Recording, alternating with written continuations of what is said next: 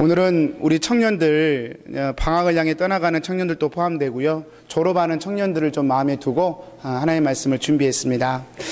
여러분, 히브리 말로 청년이라는 말은 새로운 것을 향해 떠나는 사람이라는 뜻이 내포되어 있습니다. 그래서 새로운 것을 향해 떠나는 사람, 이게 청년이에요. 그래서 청년이란 말에 항상 수식어로 붙는 표현이 새벽 이슬과 같은 청년이라 라는 단어를 사용합니다. 새벽 이슬이 뭡니까? 새벽 이슬, 어둠을 몰아내고 새 아침을 비추는 바로 그 시작점에 새벽 이슬이 있는 것이죠. 어둠을 몰아내고 새로운 소망의 하루가 태양이 떠오르는 그 시점이 바로 새벽 이슬, 우리 청년들이 그렇다는 것입니다. 한 인생의 챕터를 접고 이제 또 다른 인생의 챕터를 열어가는 새로운 길을 찾아 떠나가는 우리 청년들에게 합당한 표현이 아닐까 생각합니다. 아까도 축복했지만 특별히 오늘 4년 또는 5년 동안 킹산에서 함께 신앙생활하고 또 이렇게 청년으로서 새로운 길을 향해 도전하는 우리 사랑하는 졸업생들에게 하나님의 인도하심과 축복이 함께 하시기를 다시 한번 기원합니다. 여러분, 청년들의 특징이 뭐냐면 생명력입니다. 생기예요, 생기. 그래서 청년들을 보면 항상 생기가 있습니다. 뭐가 그렇게 재밌는지. 그래서 여고생들은 소똥만 이렇게 굴러가도 웃는다고 그러죠. 항상 깔깔깔깔, 항상 호호호호 재밌어요. 생명이 있기 때문에 그렇습니다. 새벽 이슬이 그것을 의미하죠. 새벽 이슬의 여러분, 새벽 이슬 하니까 아침 이슬 술이 생각나진 않으시죠? 아침 이슬의 그 영롱함, 아침 이슬의 반짝반짝이는 그런 자태, 생명력이죠. 여러분, 우리 청년들이 그와 같은 존재들이죠. 여러분, 우리 청년들은 그와 같은 방법으로 하나님이 주신 생애를 그 기간 동안 살아가는 것입니다. 참으로 귀한 시간입니다. 어떻게 하면 이 생명력 있는 시간을 보낼 수 있을까? 저는 오늘 말씀을 통해서 두 가지만 권면해 드리고자 합니다. 우리 청년들이, 졸업하는 청년들이 이 말씀을 좀 될 수 있으면 마음에 기억하고 또 적용했으면 참 좋겠습니다. 첫 번째로요, 하고 싶은 것을 하며 살아라 라고 하는 것입니다. 9절 말씀이에요. 여러분, 9절 말씀 스크린 한번 띄워주시겠습니까? 9절 말씀 같이 한번 읽어보겠습니다. 시작. 청년이여, 내 어린 때를 즐거워하며 내 청년의 날들을 마음에 기뻐하여 마음에 원하는 길들과 내 눈이 보는 대로 행하라. 여기까지만 보겠습니다. 여러분, 청년의 때에 솔로몬이 하나님의 마음을 받아서 권면하는 것은 청년의 때에 내 어린 때를 즐거워하고 또 기뻐하고 내 마음에 원하는 길들과 눈에 보이는 대로 행하라, 이렇게 권면합니다. 여러분, 이런 권면은요, 절대로 이렇게 어른들이나 이런 분들한테 또는 노년이나 이런 분들한테 참 하기 어려운 말입니다. 왜 그런지 아십니까? 실패가 두렵거든요. 그리고 어른들은 다시 실패하면 큰일 나거든요. 그래서 어른들은 이미 정해진 길을 걸어갈 수밖에 없습니다. 그런데 청년들에게는요, 그런 축복이 있어요. 무슨 축복이냐면 도전할 수 있는 축복, 새로운 것을 향하여 꿈꿀 수 있는 자유, 특권이 청년들에게는 있는 것입니다. 그래서 우리 청년들은 바라고 원하기는 그냥 어떤 길이 참 멋있어 보이니까, 어떤 길이 참 돈이 되니까, 어떤 길이 참 좀 편리해 보이니까 그런 식으로 자신의 인생의 진로를 선택하지 말라는 것입니다. 정말로 내가 원하는 것이 있을 겁니다. 정말로 내 마음이 진실로 내 인생에게 호소하는 그 무엇이 있을 것입니다. 그것을 찾아서 인생의 길을 열어 가보시라는 것입니다. 여러분, 새벽 이슬로 표현되는 청년의 기간은 매우 짧습니다. 이것이 오래도록 지속되지 않아요. 금방 끝이 납니다. 새벽 이슬이 그렇지 않습니까? 제가 새벽 기도 이렇게 올 때 보면 가끔 차에 이슬이 쫙 맺혀 있어요. 그래서 차를 운전하고 와서 새벽 기도 마치고 7시 반쯤에 다시 차로 가보면 이 이슬이 다 없어졌습니다. 해가 뜨면 금방 없어진단 말이죠. 그것처럼 청년의 시기도 마찬가지입니다. 영원무궁하지 않습니다. 그런데 그 청년의 시기 때 할 수 있는 일이 있어요. 도전해보고 소원해보고 꿈을 꿔보고 심지어는 실패도 해볼 수 있는 그런 자유가 우리 청년들에게는 있다는 것이죠. 사랑하는 청년들, 그냥 제가 몇 년도 오래 살았기 때문에 그냥 삶의 경험으로 얘기해도 여러분, 실패를 두려워하지 마세요. 다른 사람들이 뭐라고 평가할까, 그것 때문에 얽매이지 마세요. 정말로 여러분이 원하시는 길이라면 목숨을 걸고 도전하시고 달려가세요. 그것이 인생을 멋지게 사는 길입니다. 의미 있게 사는 길입니다. 연봉을 보고 환경을 보고 쫓는 것이 삶이 아니라는 것이죠. 저는 스티븐 잡스를 개인적으로 참 많이 좋아합니다. 왜냐하면 그의 인생은 모든 것이 불리한 인생이었지만 그 인생 가운데 그런 것들을 다 이기고 참으로 많은 사람들이 참 가치 있는 삶을 살았다 여길 만큼 의미 있는 인생을 살아냈기 때문이죠. 여러분도 아시겠지만 스티븐 잡스가 한 대학에서 졸업생들에게 졸업생 축사를 하면서 자신의 인생의 3가지 불행에 대해서 고백한 적이 있습니다. 첫 번째 불행이 뭐였냐면 대학을 갔습니다. 대학을 갔는데 대학을 가서 첫 학기 만에 자기가 모아놨던 돈을 다 써버린 거예요. 첫 학기 만에. 생각보다 돈이 많이 들었던 모양이죠. 그리고 고민합니다. 남은 학기를 어떻게 보낼까. 그러다가 보내려면 다른 방법이 없죠. 론을 얻어서 빚을 많이 져서 공부를 끝내는 것밖에 없죠. 이 스티븐 잡스가 고민합니다. 과연 그렇게 갈 것인가. 물론 그렇게 갈 수도 있습니다. 그런데 스티븐 잡스가 생각해요. 과연 이 길이 정말 내가 원하는 길인가. 마음속에서 아니라는 결론을 얻습니다. 그래서요, 스티븐 잡스는 한 학기만 다니고 학교를 중퇴해버립니다. 중퇴하란 말은 아니에요. 말의 요지는 마음이 원하는 것을 쫓으라는 것입니다. 스티븐 잡스는 그 뒤로 부모님의 창고, 허름한 창고에서 그냥 거기 책상 하나 내서 거기서 자기가 하고 싶은 기계 만지는 일, 뭐 이런 걸 합니다. 거기서 10년 후에 매킨토시라고 하는 컴퓨터가 탄생하게 되죠. 스티븐 잡스는 자신이 하고 싶은 일을 했어요. 자신이 잘할 수 있는 일에 인생의 에너지를 쏟았습니다. 다른 사람이 뭐라고 말하든 상관없이. 두 번째 불행이 있었다고 그는 고백합니다. 뭐냐면 애플을 잘 키워놔서 애플이 이제 승승장구하는데 그 애플 회사 창립자인 자기가 그 애플 회사에서 쫓겨나게 된 것이죠. 그건 역시 그에게 충격이었습니다. 자기가 만든 회사에서 제가 쫓겨났으니 얼마나 큰 상처이겠습니까? 그럼에도 불구하고 그는 쫓겨난 자리에서 또 다른 꿈을 꿉니다. 내가 잘할 수 있는 게 뭘까? 그 자리에서 그는 다시 컴퓨터로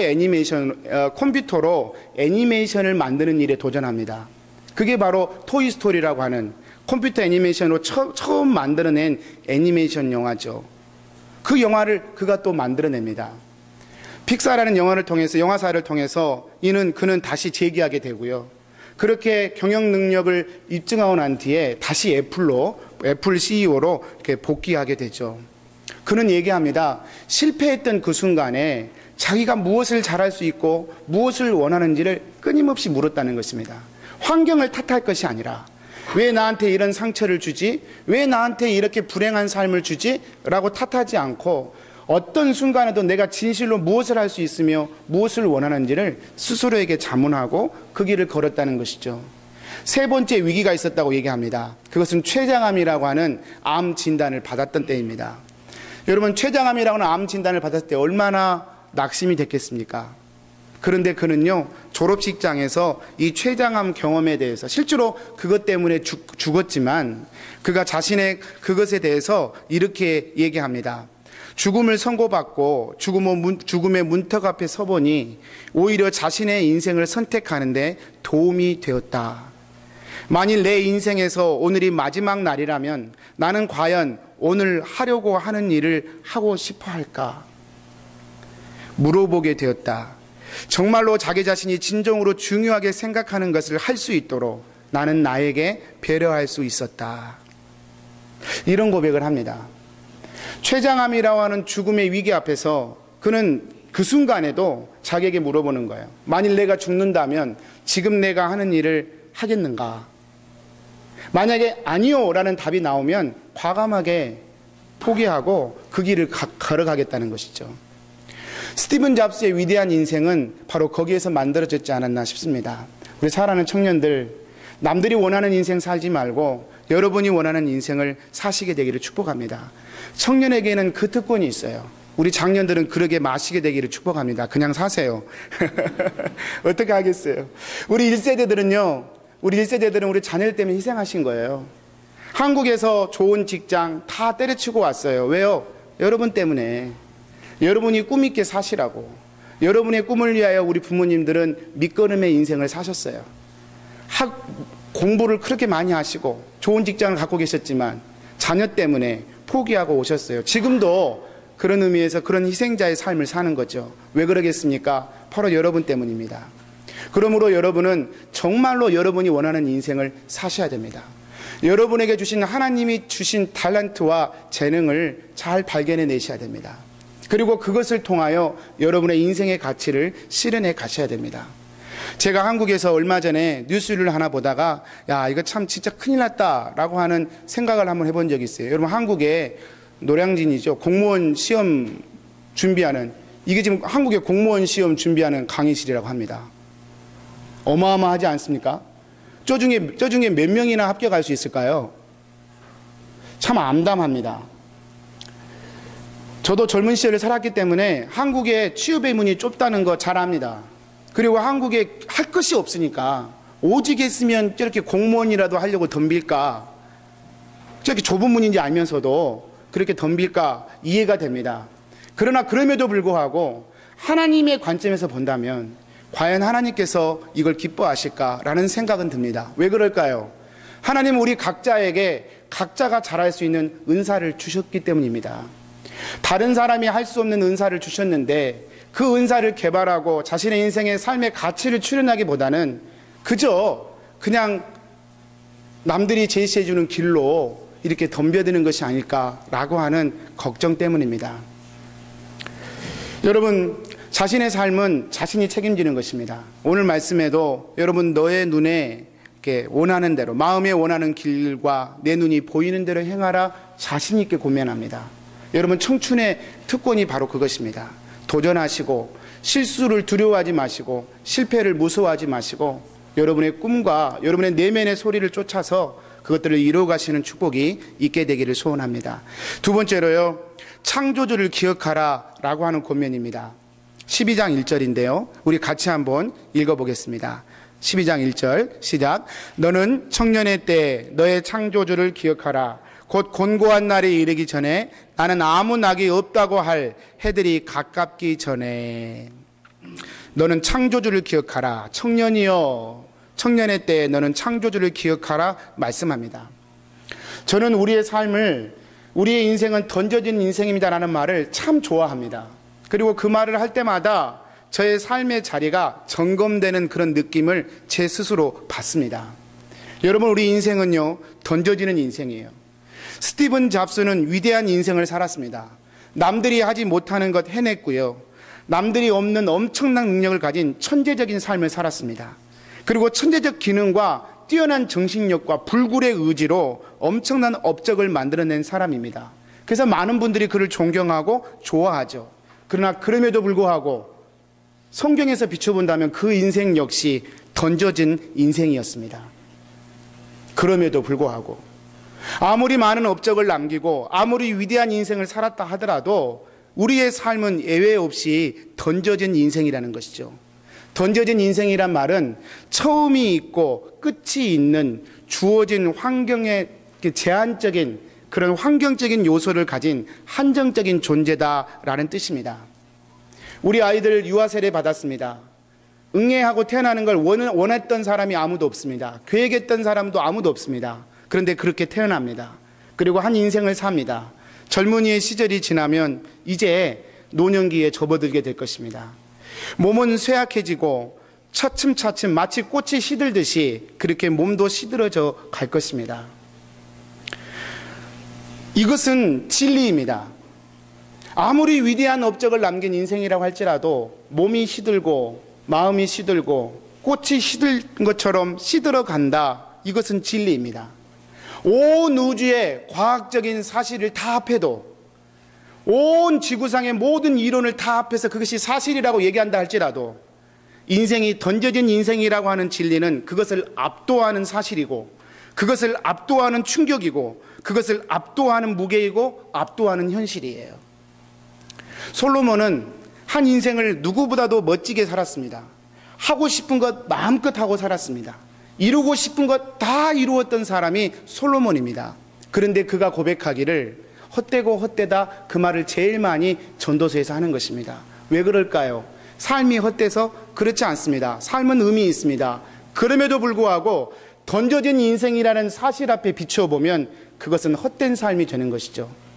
캄캄한 밤에 촛불 한 자루는 길을 밝혀주는 등불이 됩니다. 죽은 사람도 살릴 수 있는 생명의 등불이 돼요. 그래서 참 소중합니다. 그렇지만 대낮에 태양이 떠 있는 그 앞에 한 자루의 촛불은 참으로 아무것도 아니죠. 마치 그와 같습니다. 순간순간의 삶이 위대하고 소중하고 참 가치 있지만 인생은 던져진 삶이고 영원한 존재 앞에 우리가 서게 되면 그건 마치 태양 앞의 촛불처럼 헛되고 헛된 것이 될 수밖에 없다는 것이죠. 열왕기상 3장에 보면 이 솔로몬이 누렸던 축복에 대해서 이렇게 얘기합니다. 하나님이 직접 솔로몬에게 하신 축복인데요, 이렇게 말씀하십니다. 내가 내 말대로 하여 내게 지혜롭고 총명한 마음을 주노니 내 앞에도 너와 같은 자가 없었거니와 내 뒤에도 너와 같은 자가 없을 것이다. 지혜와 총명을 주셨는데 이전에도 너 같은 사람 없을 것이고 이후에도 너 같은 사람 없을 것이다.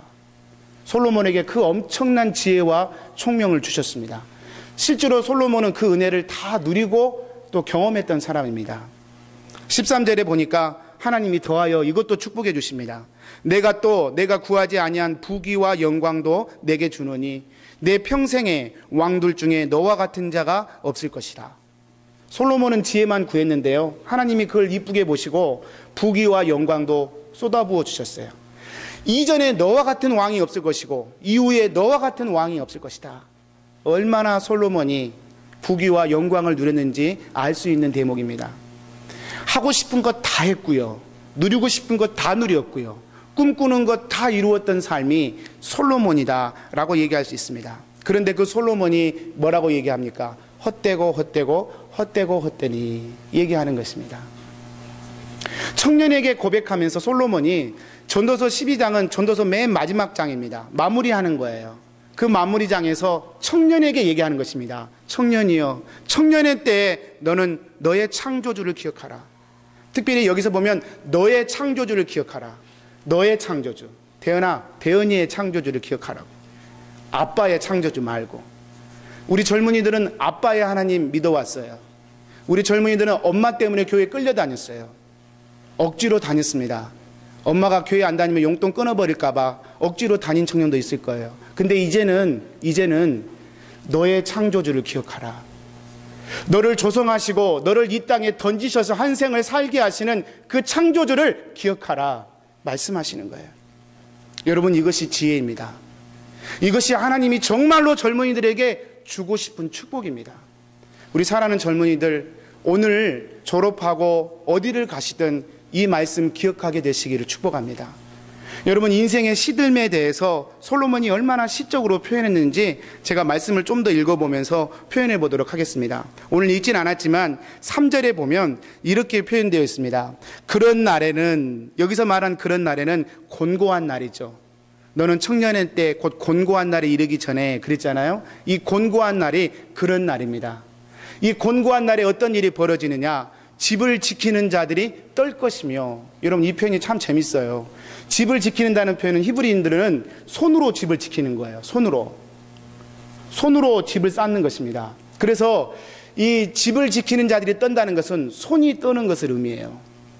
인생의 때가 되면 지금까지는 내 손으로 내 가정을 지켰는데 그 지켰던 내 손이 떨리는 때가 온다는 거예요. 나는 원치 않은데 손이 떨리는 때가 온다는 것입니다.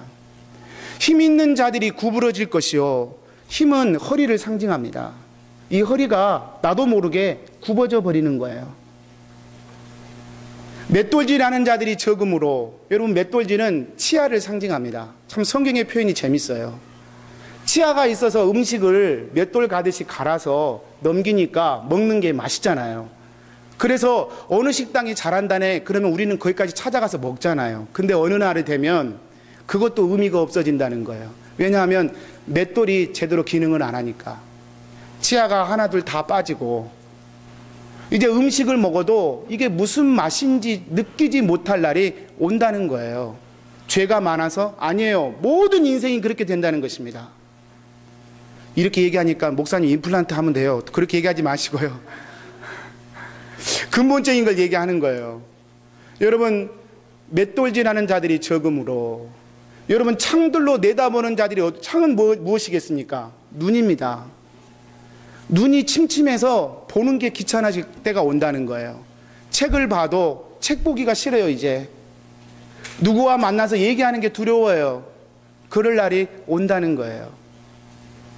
4절에 넘겨보면 더 재밌는 표현들이 있습니다. 4절에 보면 길거리 문들이 닫혀질 것이고, 이 길거리 문은 귀를 상징합니다. 들리지 않아요. 귀가 닫혀버려요. 그래서 저는 아직 새파란 청춘인데도 집사람이 저한테 귀 먹었어? 라는 얘기를 참 많이 합니다. 잘 못 알아들어요. 잘 못 알아들어요. 귀가 닫혀져 가는 것입니다. 여러분, 정말로 들리지 않을 때가 온다는 거예요. 어떤 특별한 사고나 어떤 특별한 경우가 아니어도 자연스럽게 육신의 힘이 다 떨어지면 귀가 닫혀가기 때문에 들리지 않아요. 그럴 때가 온다는 것이죠. 새의 소리로 말미암아 일어날 것이다. 여러분, 귀는 안 들리는데 신기한 건 새의 소리는 새벽에 들려요. 그게 무슨 말이냐면 잠을 편안히 잘 수가 없어요. 젊은이는 10시간을 자도 더 자라면 잘 수 있어요. 5분만 잘게 그러고 내버려두면 3시간을 자요. 그런데요, 연세 드신 분들은 새벽 3시 반, 4시 반만 되면 눈이 자동으로 뜨여요. 더 이상 잘 수가 없어요. 작은 소리에도, 작은 인기척에도 관심이 가고 눈이 띄어진단 말입니다. 푹 쉴 수가 없어요. 여러분, 이런 날이 온다는 것이죠. 음악하는 여자들은 다 쇠해질 것이요, 또 그런 자들은 높은 곳을 두려워할 것이며, 내 몸이 약하기 때문에 나가는 것이 두려워해요. 많은 사람이 있는 곳에 가는 것도 두렵습니다. 제가 저희 집에, 저희 옆집이 우리 한국 참전하셨던 노인분이 부부가 사셔요. 어느 날은 여성 큐티반을 저희 집에서 모임을 하고 이런저런 얘기를 나누다가 다 가시고 이제 한 분만 남아서 이렇게 얘기하고 있던 도중에 저는 이제 책상에 있었는데 집사람이 저를 불러요. 그리고 나가봤더니 저희 옆집 할머니가 잔디밭에 확 주저앉아 있는 거예요. 그래서 저는 할머니 쉬시나 보다, 멋지시네, 잔디밭에 앉아 계시고 속 모르고 그랬는데요, 저희 집사람이 하는 얘기가 계속 그렇게 앉아 계신다는 거예요. 그래서 왜 그런 거 가봤더니 넘어져 계시는 것입니다. 넘어지셔가지고 일어나지를 못하시는 거예요. 그렇게 수십 분을 그렇게 앉아 계셨던 것입니다. 제가 이렇게 세워드렸어요. 온몸에 이게 흙이 다 묻고, 할아버지한테 모시다 드렸더니 집 안에 있던 할아버지도 그걸 모르셨어요. 할머니가 나간지를. 그래서 화를 내시면서 나가지 말라고 그랬잖아, 왜 나가가지고 그래, 그렇게 탓하시는 이야기를 제가 들었습니다. 여러분, 그럴 날이 온다는 거예요. 힘이 없어요. 이게 두려워요. 누구를 만나는 게 두렵습니다. 여러분, 그럴 때가 온다는 것입니다. 살구나무 꽃이 필 것이고, 여러분, 살구나무 꽃은 사람의 흰머리를 얘기합니다. 검은 머리였는데요, 어느 순간 흰머리가 하나 둘 자라기 시작하고 이제는 백발이 성성해버린 그럴 때가 온다는 거예요. 메뚜기도 짐이 될 것이고, 여러분, 메뚜기 그게 뭐 짐이 확 먹어버리지. 근데 시간이 지나고 삶이 지나면 누구도 예외 없이 메뚜기 하나 어깨 위에 올라와도 어깨가 처지는 그런 때가 온다는 것입니다. 솔로몬이 그 삶을 다 살아간 거예요.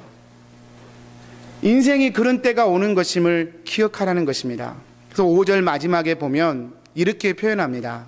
이는 사람이 자기의 영원한 집으로 돌아가고, 영원한 집으로 돌아가는 거예요. 조문객들이 거리로 왕래하게 됨이니라. 결국은 나의 죽음을 조문하는 사람들이 나의 시신 앞에서 위로하고 격려하면서 조문하는 것으로 우리 인생은 맞춰질 것임을 솔로몬이 얘기하는 것이죠.